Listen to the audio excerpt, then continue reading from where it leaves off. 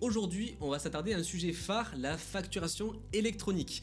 Et si tu pensais, toi en tant qu'entrepreneur, tu avais encore le temps de passer à la facturation électronique, alors dépêche-toi parce que 2026 arrive très très vite et le compte à rebours est déjà lancé. Fais gaffe parce que déjà toutes les entreprises devront s'y conformer et si tu ne sais pas encore ce que signifient tous ces acronymes PA, PDP, OD, SC ou comment fonctionne le e-reporting, aucune inquiétude, tu es au bon endroit, tu respires un bon coup et je vais t'expliquer le tout de manière pédagogique comme d'habitude pour te donner l'essentiel de ce que tu dois savoir. Dans cette vidéo, on va voir donc ce qu'est vraiment la facturation électronique et ce qu'elle n'est pas, les obligations à respecter pour être dans les clous, qui est concerné et quels sont les enjeux, le rôle des PDP ou plateformes de dématérialisation partenaires, qui d'ailleurs on appelle maintenant PA, plateforme agréée, je te spoil un peu la suite, et comment choisir ta plateforme parmi toutes celles qu'il y a sur le marché, et Dieu sait qu'il y en a beaucoup. Bien entendu, on finira par le calendrier à respecter pour éviter toutes les mauvaises surprises.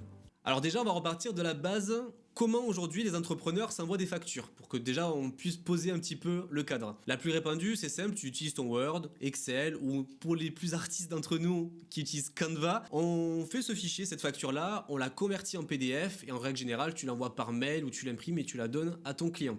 Alors on a un petit problème parce que cette solution elle était déjà pas forcément très réglementaire aujourd'hui. En effet, tu ne réponds pas en gros à une réglementation aujourd'hui qui est l'inaltérabilité des factures, c'est-à-dire la capacité à pouvoir modifier la facture a posteriori. Ça malheureusement déjà c'est interdit et donc tu l'as bien compris, en faisant donc le Word que tu modifies, que tu peux remodifier, malheureusement déjà on est sur une solution qui était un peu borderline aujourd'hui mais qui était acceptée par l'administration fiscale si tu respectais vraiment toutes les conditions. De plus, avec cette méthode là, tu avais une forte probabilité d'oublier les mentions légales à mettre sur chaque facture et en règle générale ça peut te coûter 15 € par mention, donc voilà déjà tu te retrouves avec une solution qui est un peu bancale. Ça c'était la première solution. La deuxième c'est utiliser un logiciel de facturation, donc celle-ci elle est légale aujourd'hui mais elle ne pourrait ne plus l'être demain à cause de cette réforme parce qu'en fait tous les logiciels de facturation ne seront pas forcément conformes à la facturation électronique. En effet tu as certains logiciels de facturation qui pourraient ne pas répondre à certaines normes que demande la facturation électronique et donc rendre ton logiciel de facturation donc illégal. Ce que je te propose c'est qu'on passe désormais donc au successeur de ce fameux PDF envoyé par mail, la fameuse facturation électronique. Déjà c'est quoi la facturation électronique? Avant de commencer par la définition, ce qu'elle n'est pas c'est d'un PDF envoyé par mail. Donc oui, un PDF par mail tu pourrais dire que c'est un format dématérialisé, malheureusement non. En gros le PDF envoyé par mail c'est un format numérique mais ce n'est pas un format structuré, normé et lisible par les machines qui est demandé par la norme de la facturation électronique. Pour te faire simple, c'est en gros un PDF auquel est attaché un format XML qui est en gros lisible par les machines pour faire vraiment compliqué, qui va transiter par des fameuses plateformes certifiées, ce qu'on va appeler plus bas donc les PDP-PA. Et aujourd'hui, tu as trois en gros formats qui sont lisibles aujourd'hui et qui répondent à la norme de la facturation électronique, c'est la facture X, l'UBL et le C2I. En quoi consiste cette réforme et qui est concerné? Ce que tu dois savoir déjà, c'est que la réforme, elle est basée sur deux piliers. Le premier pilier déjà, c'est l'échange entre les entreprises de facturation électronique. C'est que les entreprises avant s'envoyaient des factures, on va dire de manière classique, maintenant tu vas devoir t'envoyer des facturations électroniques, donc qui vont passer par un flux sécurisé qui sont les PDP qu'on verra juste après. Ce phénomène-là, on l'appelle le e-invoicing, facturation électronique en anglais. Le second pilier, c'est le e-reporting. Le e-reporting, c'est envoyer en gros tout ce qui ne passe pas par la facturation électronique, les transactions que tu fais par exemple avec des particuliers pour que l'administration fiscale soit au courant en gros de toutes les transactions que tu peux faire. Si ça ne passe pas par des e-invoicing, parce que justement ton client n'est pas une entreprise qui a une PDP, donc des clients comme toi et moi, ça va passer par le fameux e-reporting. Pour répondre à ces deux piliers, les entreprises vont devoir s'équiper afin d'être en mesure de recevoir les factures que leurs fournisseurs leur envoient, les factures électroniques, et aussi envoyer des factures électroniques et les e-reporting à l'administration fiscale. Que ça soit via le e-reporting ou la facturation électronique, toutes les entreprises sont concernées, absolument quasiment toutes, que ce soit de la micro-entreprise au grand groupe coté. Donc il y aura deux types de personnes qui ne seront pas concernées, ça sera déjà les associations à but non lucratif et les particuliers comme toi et moi. Pour rentrer un peu plus dans le détail, la facturation électronique, elle va plus précisément concerner en fait les opérations entre opérations ce qu'on appelle B2B, donc business to business, entreprise vers entreprise, et le tout que ça soit entre des entreprises françaises. Le e-reporting, quant à lui, va concerner en gros toutes les opérations qui ne sont pas concernées par la facturation électronique, c'est-à-dire donc les opérations entre toi l'entreprise et les clients que tu vas facturer qui sont des clients particuliers. Ça va concerner aussi tout ce qui va être facture transfrontalière, donc entreprise vers entreprise, pour tout ce qui va être vraiment des échanges, on va dire, internationaux. Il va y avoir aussi toutes les opérations entre toi en tant qu'entreprise et ton client s'il est par exemple à l'étranger également. Et il va y avoir une dernière chose sur le e-reporting, ça va être toutes les transactions, les statuts de paiement entre B2B et B2C. C'est-à-dire qu'en gros, ça va envoyer une information à l'administration fiscale pour dire savoir si la facture elle a été acceptée, si elle a été payée et avoir vraiment une traçabilité de la date de paiement notamment. À ce jour, on ne sait pas vraiment quelle forme va prendre réellement le e-reporting, mais si je peux te donner un exemple pour un commerçant, ça sera un peu l'équivalent d'un ticket Z que tu vas envoyer cette fois-ci de manière structurée et lisible par les machines informatiques en gros de l'administration fiscale. C'est le ticket Z, tu vas l'envoyer, ce sera de manière dématérialisée, il y aura toutes les informations, la TVA, le chiffre d'affaires et au moins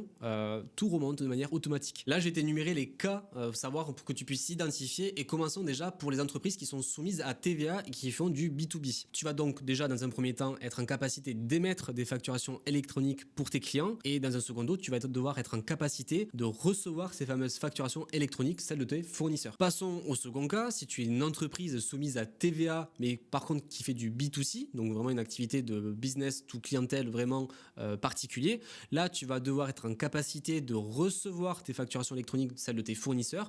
Tu ne seras pas concerné par l'émission de facturation électronique parce que tes clients sont des particuliers. Juste par contre, tu seras dans l'obligation d'émettre des e-reporting à l'administration fiscale pour déclarer ce que tu as vendu à tes clients particuliers. Passons au dernier cas, si tu es une entreprise qui a une activité qui n'est pas concernée par la TVA, comme les médecins, les SCI qui proposent des logements longue durée, ou même si tu es en franchise de TVA, en franchise en base de TVA, là par contre, la seule obligation sur laquelle tu vas devoir te conformer, c'est de recevoir les facturations électroniques de tes fournisseurs. Par contre, pour émettre, là pour le coup, tu ne seras pas concerné. Bon, déjà, le premier point, tu as bien compris, c'est forcément de limiter donc les sources de falsification des factures. Le second point, ça va être la traque à la TVA. La fraude à la TVA, il y en a énormément et justement grâce en fait au format structuré énormé via les e-invoicing et les e-reporting que tu vas devoir envoyer qui passeront par la case administration fiscale, cette dernière va pouvoir donc du coup surveiller en temps réel la TVA, éviter les décalages dans le temps de la TVA qui était source justement de perte de trésorerie pour l'État. Et justement, si tu le savais, l'INSEE estime aujourd'hui le manque à gagner entre 20 et 25 milliards d'euros par an sur le sujet unique de la TVA. Donc tu as un peu compris l'enjeu de cette réforme de la facturation électronique qui va être forcément d'avoir une mainmise un peu plus importante justement sur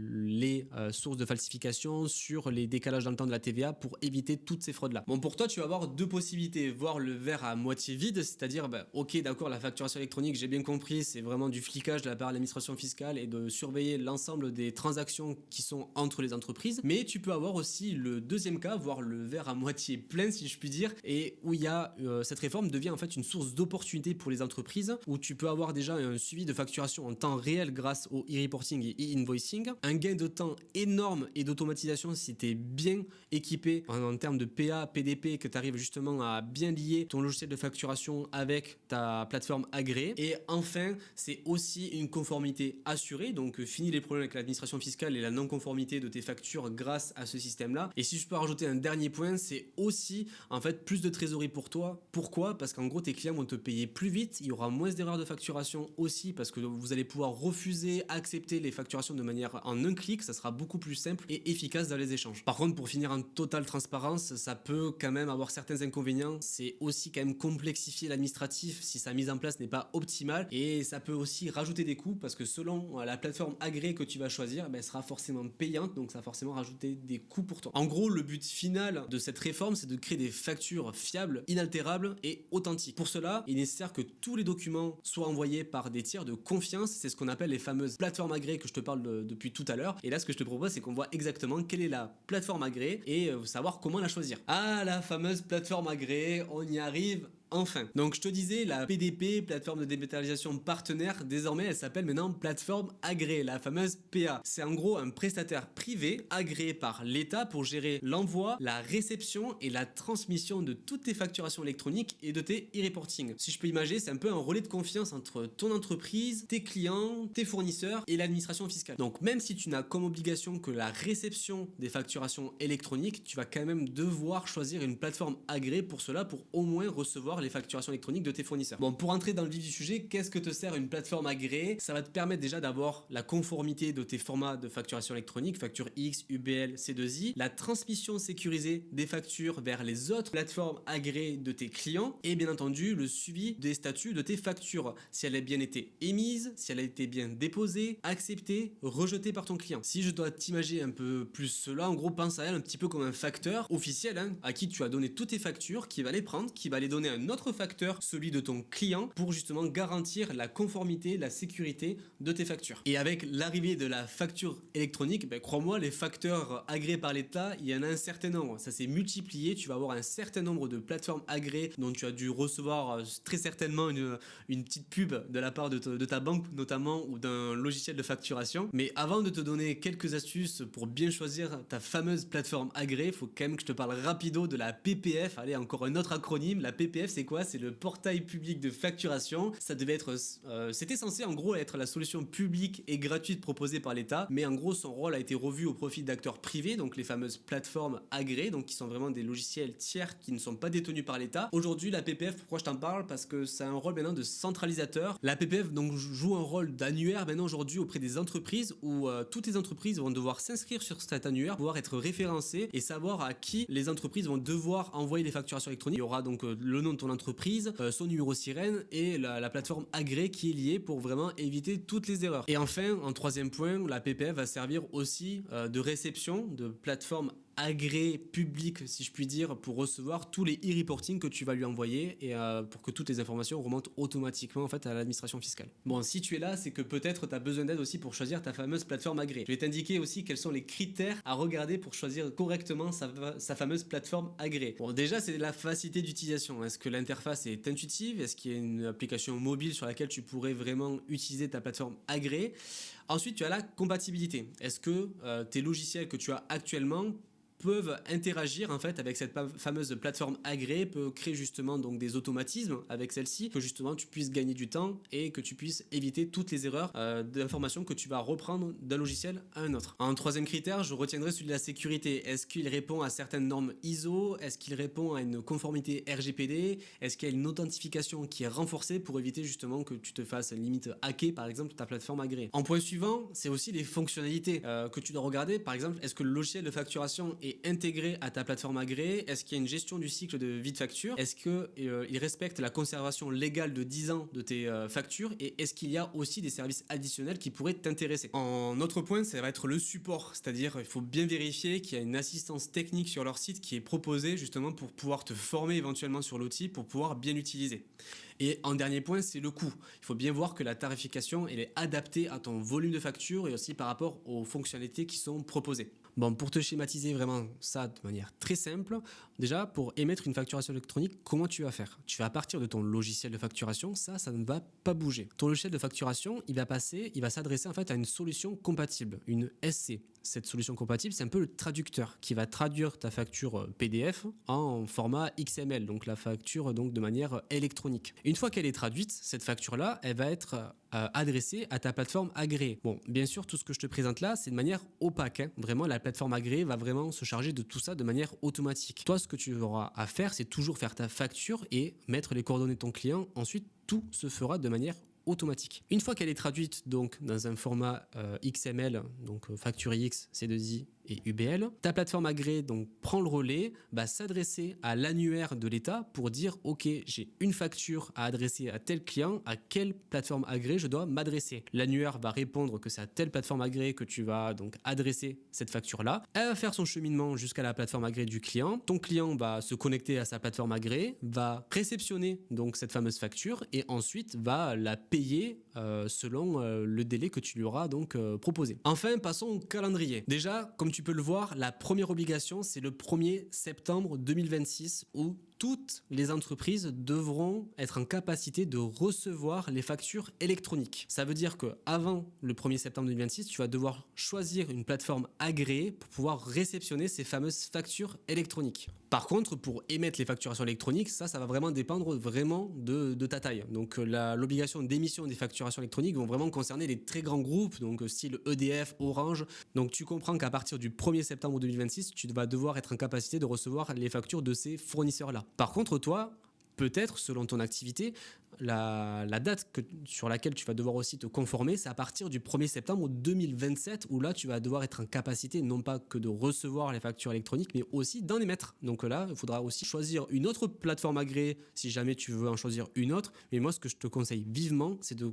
conserver la plateforme agréée que tu as actuellement si elle est en capacité d'émettre des facturations électroniques. Comment on se prépare face à cette nouvelle réforme? Alors, ce que je te propose, c'est déjà de faire un audit de tes outils actuels pour savoir si vraiment ils répondent ou non déjà aux normes de la facturation électronique. Donc déjà, si ton logiciel de facturation n'a pas prévu de proposer cette fonctionnalité-là, il va falloir que tu te rediriges vers un autre outil qui va pouvoir te permettre de faire des factures électroniques. En second temps, ça va être de choisir ta plateforme agréée ou de vérifier si déjà ton logiciel n'en propose pas une, au moins c'est réglé. En troisième temps, ça va être de former tes nouvelles équipes ou toi-même déjà à cette réforme et à l'usage de la facturation électronique. Et en dernier lieu, c'est bien de tester tes flux avant réel. Est-ce que tu es bien en capacité de recevoir tes factures avant le 1er septembre 2026? Je te conseille vivement de bien tester avant, donc savoir si ça fonctionne ou pas, et avant le 1er septembre 2027 de bien tester que tout fonctionne lorsque tu émets une facture, qu'elle soit bien au format électronique et bien que ça passe bien par le schéma que je t'ai présenté tout à l'heure. Et bien entendu, le tout accompagné d'un cabinet d'expertise comptable qui pourra vraiment t'accompagner à chaque étape de cette réforme, dans toutes les démarches, et te conseiller pour faire le bon choix. Bon, ben voilà, on arrive à la fin de cette vidéo. Je pense que tu sais à peu près tout ce qu'il faut savoir sur la facturation électronique et sur la plateforme agréée. Et si tu veux aller un peu plus loin, on t'a préparé un guide ultra détaillé à télécharger gratuitement. Le lien est dans la description. Prends une demi-seconde juste pour liker cette vidéo si ça t'a aidé. Pose-moi toutes tes questions en commentaire. Je me ferai un grand plaisir pour y répondre. Abonne-toi pour ne rien louper de nos prochaines vidéos et avoir plus d'astuces et d'actu, notamment sur la facturation électronique et sur l'évolution de cette réforme. Et si tu as besoin d'être accompagné en compta et pour la mise en place de cette fameuse réforme et de choisir ta plateforme agréée, moi je connais un super cabinet en ligne qui s'appelle Ça compte pour moi qui pourra t'aider dans toutes tes démarches.